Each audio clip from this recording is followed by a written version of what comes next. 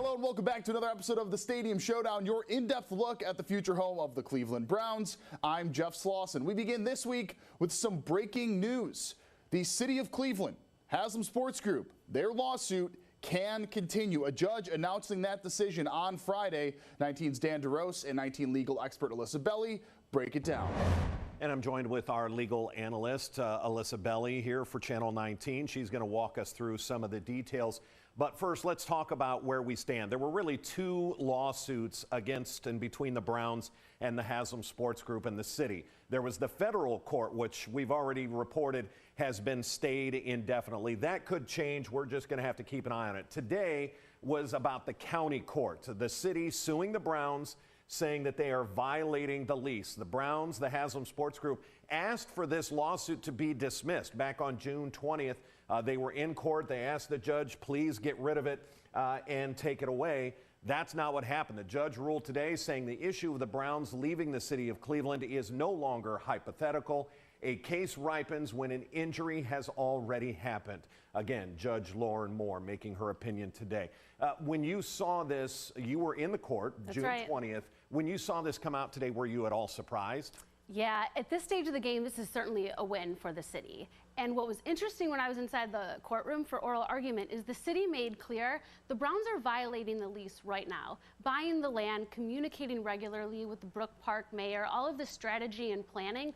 That's in violation, and I think they did a decent job of convincing the judge so that she said this has to go on. And when you read her wording in the opinion where she talks about injury has already happened, it's almost setting the table not to keep the Browns downtown, but maybe to get some money if the Browns leave, which it looks like clearly is going to happen. The city is going to want some money for quote-unquote damages or injuries. Absolutely. There's some leverage here. And, we don't know when a trial date will be set or even if we'll get to that point. But now this gives the city an opportunity to say, hey, we've got the judge who agrees that you're in violation of this lease. Maybe we can come to some kind of agreement that works for us on the lakefront. And this has been contentious. It's nasty. It's not going away. No. Both sides are spending hundreds of thousands of dollars being Absolutely. in court. Yeah, legal fees are adding up, and also consults that they did to do the drafting of the Brook Park project, and also the money that the Haslams say that they invested to try to make it work on the lakefront. And this doesn't even consider the new lawsuits that have been filed about using the unclaimed funds. That's a whole nother issue. We're just talking about the lawsuits between the city and the Browns themselves.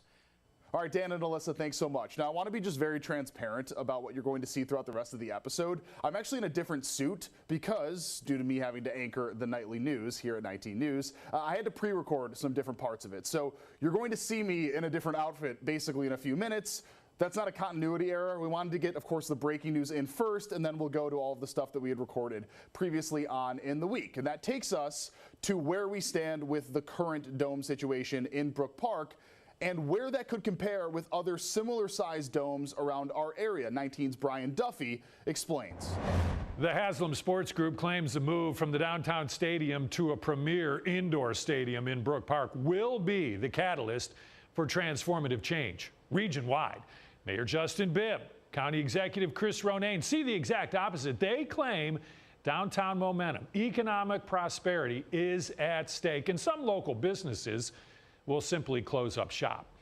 And both sides produced economic development studies to back up their claims. And those studies are night and day. The city claims there will be a loss of at least $30 million in economic output and a loss of $11 million in tax revenue. That's a total loss of at least $41 million. Not only does the Haslam Sports Group study dispute that, they claim economic output in the city will actually grow by $11 million a year as the Browns play in Brook Park. With numbers this wildly different, how do we decide what to believe? And that's difficult to do when you have one side saying this is actually going to be a loss and another saying it's going to be a gain. Jonathan Ernest is a professor of economics at Case Western Reserve. He says these studies involve money multipliers. In this case, the city's study assumes the Browns move and those dollars just move with them, multiplied by the jobs and taxes created by the Browns downtown. But the study produced by the Haslams assumes an influx of visitors and their cash into specifically downtown Cleveland, attracted by the events at the indoor stadium. Are they still staying in hotels in the downtown area? Are they still walking around, going to the other venues, touring the Rock Hall the day before, after the concert, going to other events? The financials include the possibility that events at a new indoor stadium would simply strip away events from Rocket Arena. A study from the Greater Cleveland Partnership shows that Lucas Oil Stadium in Indianapolis, home of the Colts, averages about 50 events a year. The current Browns Stadium hosts, on average, just 13 events a year. And that adds up to 2 million in attendance at Lucas Oil Stadium and only 750,000 at Huntington Bank Field. Now, the Haslam study claims an indoor stadium could bring up to an additional 1.5 million visitors. Attendance up over 2 million people at a new indoor stadium. Now, here's where it gets interesting. Gainbridge Fieldhouse in Indianapolis, where the NBA's Pacers play, still brings in 2 million people a year. Rocket Arena, 2.1 million. Those are comparable numbers. What's likely to happen is sort of a mix of both. Some events that wouldn't have come to the city at all might come to the city now instead. Some events that would have taken place downtown will now be moved to Brook Park, into this large domed facility. Some more data points I want to hit on before we move on really quickly. According to the data, Cleveland currently has about 13 average event days. That is somewhat comparable to things like Cincinnati and Pittsburgh, both outdoor stadiums. Where it seems they want to get closer to is places like Minnesota, Indianapolis, and Detroit. Detroit averages around 39 event days. Minnesota is at 60, and Indy is at 48.5. So a lot of room to grow. A lot of events potentially to get there, but again, the question remains whether or not that will come at the expense of downtown Cleveland. Now, the number one beneficiary in all of this is Brook Park. But the thing is, when the funding is secured, that doesn't mean that they can just start making this dome. A lot of things need to change. Currently, the site that the dome will go on used to be a Ford plant, so it's zoned for that type of infrastructure. It's not zoned to be an NFL stadium. And that's exactly what 19's Brittany Weir discussed with the mayor earlier this week. What we're doing is we're opening up that 176 acres for opportunities. Brook Park Mayor Edward Orcutt set to present new plans for the former Ford 2 plant. This is the next step in bringing the Browns' multi-billion-dollar project to life. Right now, the area along Snow Road is only zoned for industrial use.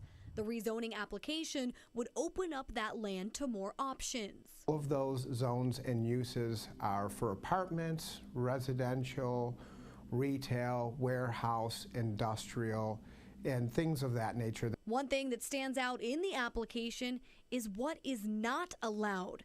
This includes things like adult entertainment business and smoke shops. For the last couple of decades, the city of Brook Park has worked extremely hard cleaning up Brook Park Road, and the last thing we want to do is revert back to what we had here decades ago. With the land being so close to the airport, the application also highlights height limitations established by the FAA. It's going to be a unique city within a city. The Planning Commission has 45 days to either approve, alter, or deny the application. The timeline is going to be based on getting that proper information to our residents.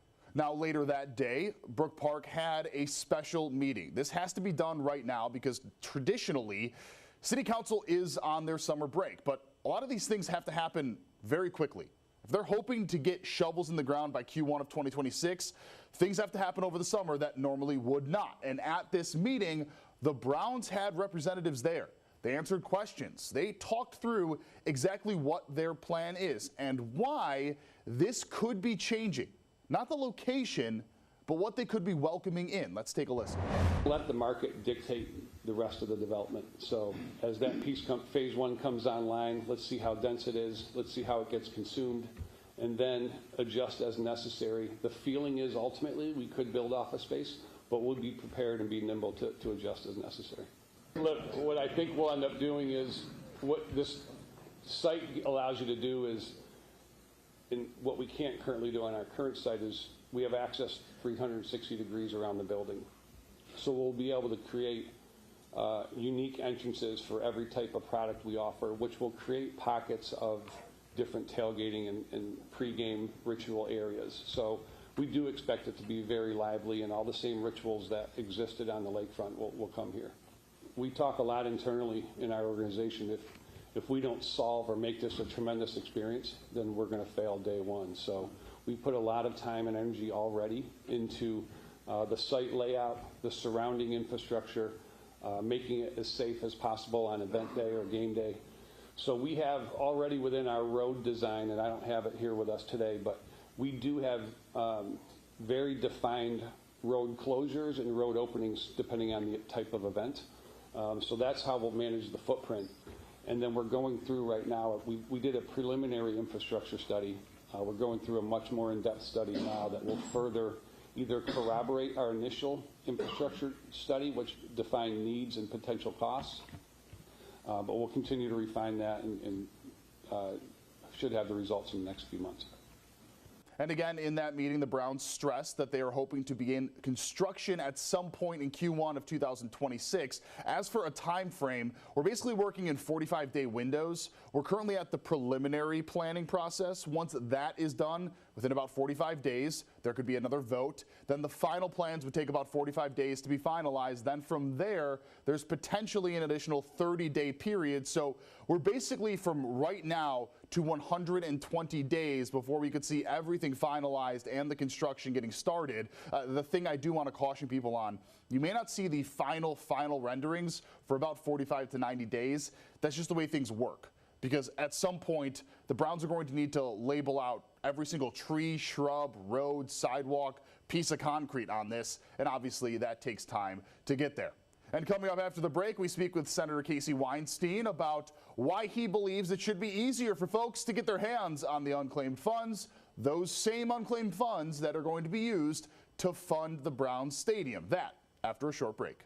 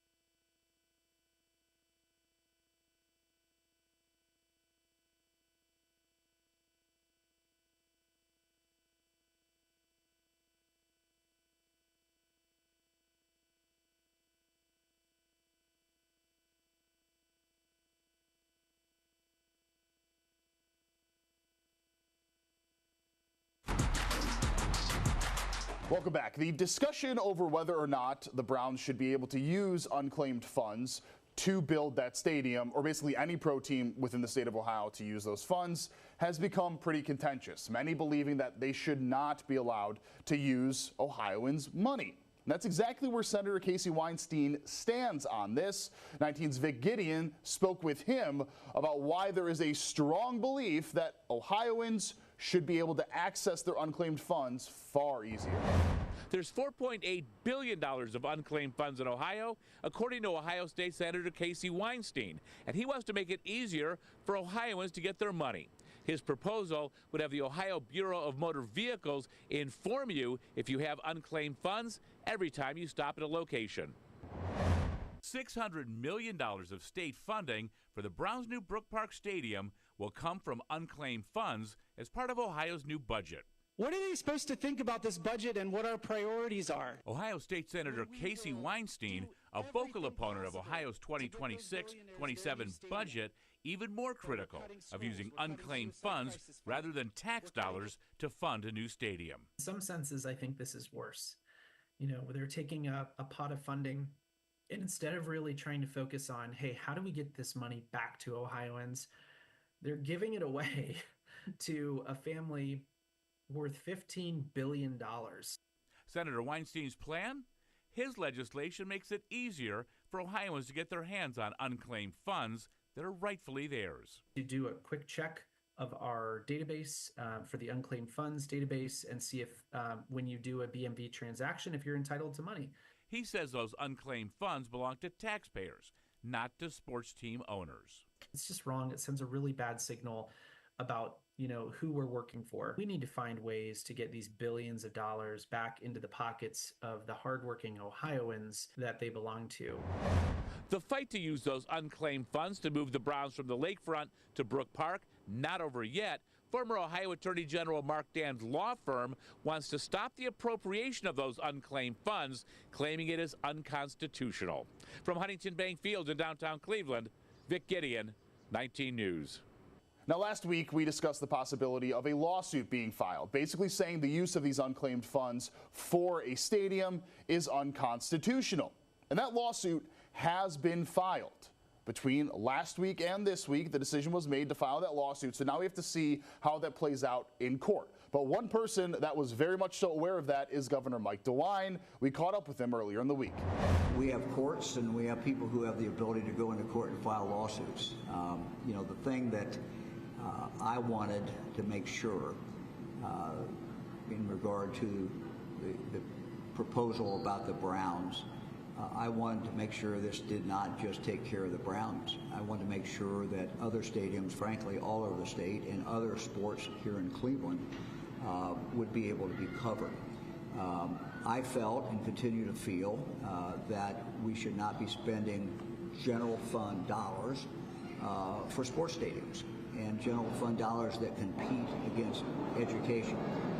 So the proposal that came through from the legislature, I was comfortable with because it does not provide money coming out of the general fund. It also enables us for the next several decades at least to be able to help fund sports stadiums all over the state of Ohio. And to do that again without taking money away from education or taking money away from mental health. And so, that's why I signed the bill, and I thought it was a good resolution of that. As far as any kind of lawsuit, people have the right to go to court, and that's why we have courts, and that's why we have judges, and they'll make their decisions. So what changes are going to need to be done by the FAA and ODOT to fit this new stadium? That's a question that Cuyahoga County Executive Chris Ronayne is wondering. We will break that down after the break. Plus, if you want to watch any of our previous coverage of the Stadium Showdown, go ahead, scan the QR code on your screen right now. Every single episode, every single bit of coverage available at cleveland19.com. Much more after the break.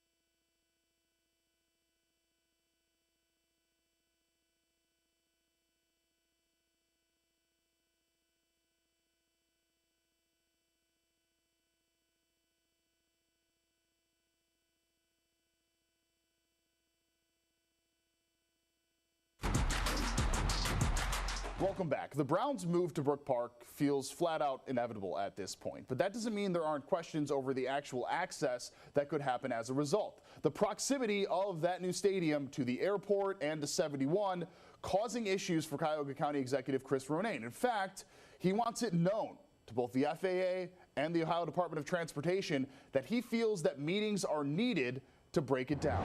County Executive Ronayne sent two different letters, one to the FAA and one to ODOT, both of them requesting either a briefing or a discussion to outline the potential issues that he sees with the airport and with ODOT and the surrounding roads when it comes to a new Brook Park dome. So let's start with the FAA and the issues that the county executive sees with the dome moving to Brook Park. According to the county executive, he is seeking clarification from the FAA about potential impacts on air traffic operations at Cleveland Hopkins International Airport. According According to him, the impacts around the proposed development are not clear to any of the local leaders.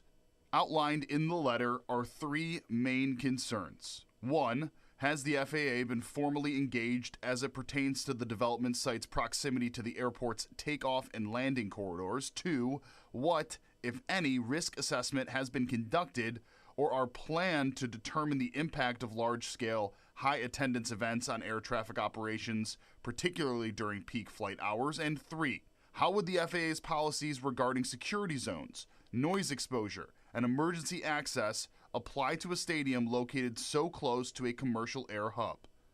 The county executive goes on to say that he is requesting that formal briefing between the FAA and Cuyahoga County to discuss the questions that he has and additional ones that potentially could come up in the future.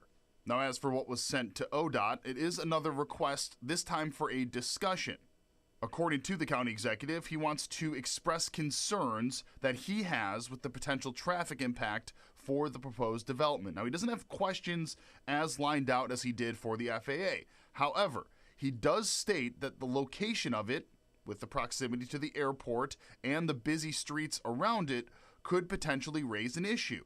He says, and I quote, "A logical outcome of a development for mega events on a site so close to the airport is increased congestion and delays." He brings up the location. The site relying on I-71, which is used to feed the streets around the airport, could affect inflows and outflows of traffic. He also says, and I quote, "In addition to commercial flights, Cleveland Hopkins is also home to distribution facilities for FedEx, UPS, and the United States Postal Service. FedEx and UPS have several daily flights with many freight-to-flight links accessed by feeder streets to the airport." Essentially what he's saying is this could affect more than just neighbors. This could be affecting businesses. This could be affecting the way that mail is given out. He brings up that on June 13th, the Northeast Ohio Area-Wide Coordinating Agency's Board of Directors voted down a recommendation for the City of Brook Park's Transportation Review Advisory Council application. They basically said that the project for the dome is, and I quote, "neither currently in the agency's long-range plan, nor has it been through the project plan review process." Again, the county executive is saying that to assess any sort of infrastructure changes, they need to look at every part of potentially what could have to change to fit the dome. Doing that through comprehensive traffic analysis. The county executive ends this letter similarly to how he ended the FAA letter, requesting a meeting with ODOT to discuss all of these issues. Now, what we do know is that Brook Park is currently working with ODOT. They will be in Columbus in the fall to discuss potential changes that are needed to alleviate traffic. We also know that Brook Park Road will see major adjustments to fit more cars, most notably to fit more people. They will be expanding the sidewalks so it allows people to walk to and from their cars without cutting through neighborhoods. As for the FAA, there are height restrictions that need to take place so the building is not above a certain height. That is being done. There's a reason why the stadium will be built into the ground. But as for the congestion as a result, the noise issues that County Executive Renane brings up, we do not know where the FAA stands on that, or if they've even done a study to decide whether or not this could actually work. I do think it is important to note that an airport and an NFL stadium being near each other is not a novelty. Many other markets, including Las Vegas, have very close proximity between the stadium and the airport, and those have been operating fine. And of course, if you have a question, go ahead, scan the QR code on your screen now. I answered a bunch of them in this week's episode through pieces that we did. But of course, if you want to know anything, please let us know. Again, scan that QR code. We would love to hear from you all at home. And that's it for our latest episode of the Stadium Showdown. Thank you so much for watching. Of course, we'll be back next week with much more information on the Browns and how all of this will start to play out. For now, I'm Jeff Slauson with 19 News. Thank you so much for watching. We'll see everybody in a week.